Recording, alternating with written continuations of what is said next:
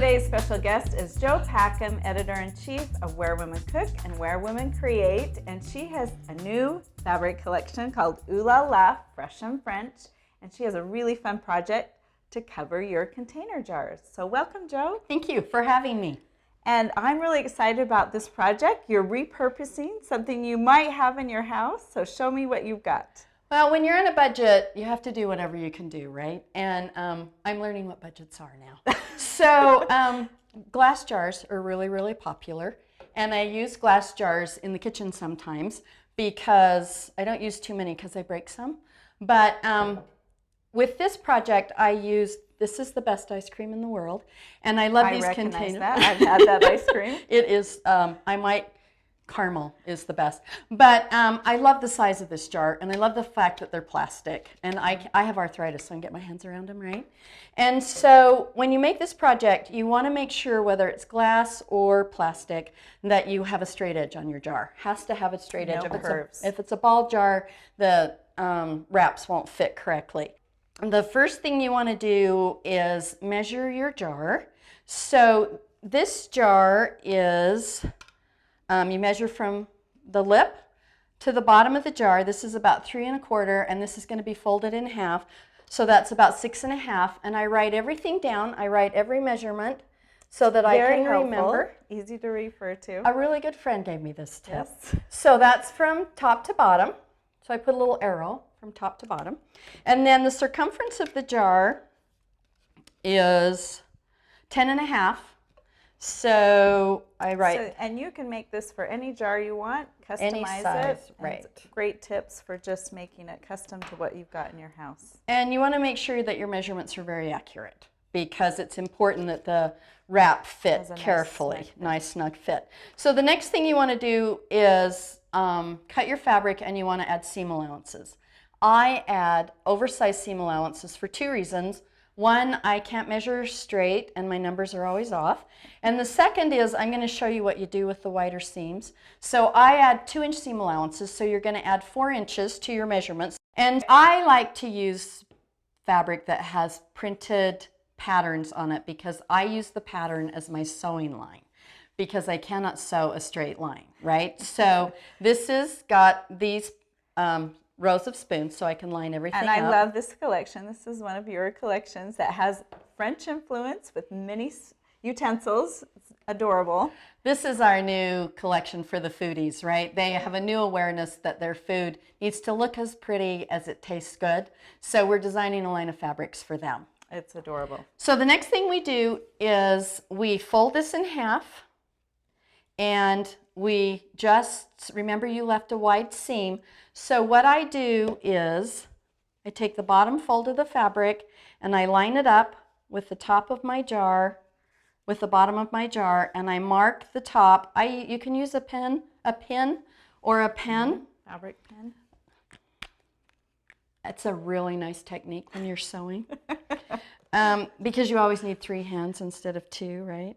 Okay, so you want to push it up under the lid so you're sure it's tight, and then you can. That's going to be your sewing line. That's our sewing line, and you can see exactly where it is, or you can mark it with your ruler. And if you didn't have, this has a nice line that you can just follow along with the machine and make sure it's right where you want it to be sewn. If you didn't have a pattern, you could easily mark it with your grid and a line. And if you're like me, you want to make sure that you line up both sides of the grid so that, because I draw lines like this a lot of times, so you want to line up this side and this side, right? Yes, it's a little tip. Absolutely. Okay.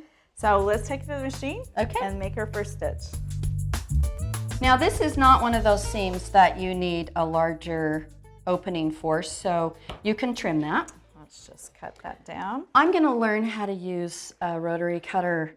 It will make your life so much easier. I'm going to try that. I'm just going to make 4 things. I've never used one. Never. Should I admit that out loud? Okay, now you're just going to turn this inside out. It's time. It's time to advance to the rotary cutter. When I grow up, I'm going to use a rotary cutter. Okay, so you're going to turn this inside out. Now, you want a really good, clean fold at the bottom. I know a lot of people finger press. I have arthritis, and that never works for me. However, it didn't work when I was 16 either. So I have this metal ruler that I love. And the reason I use the metal ruler is because it really got a nice edge. And because it's metal, when you iron with it, it acts like a heating device.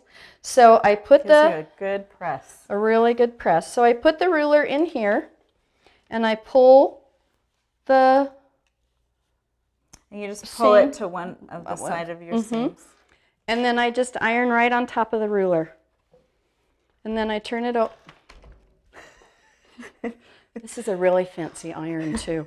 And then I turn it over and do the other side here so that we get this really good clean press seam. Inside and out, everything's perfect.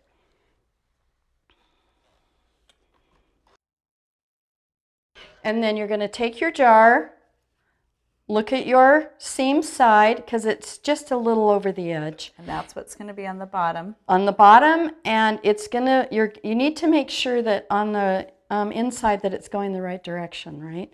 Because you're going to put the right side of the fabric the way you want it. Touching the jar. Touching the jar.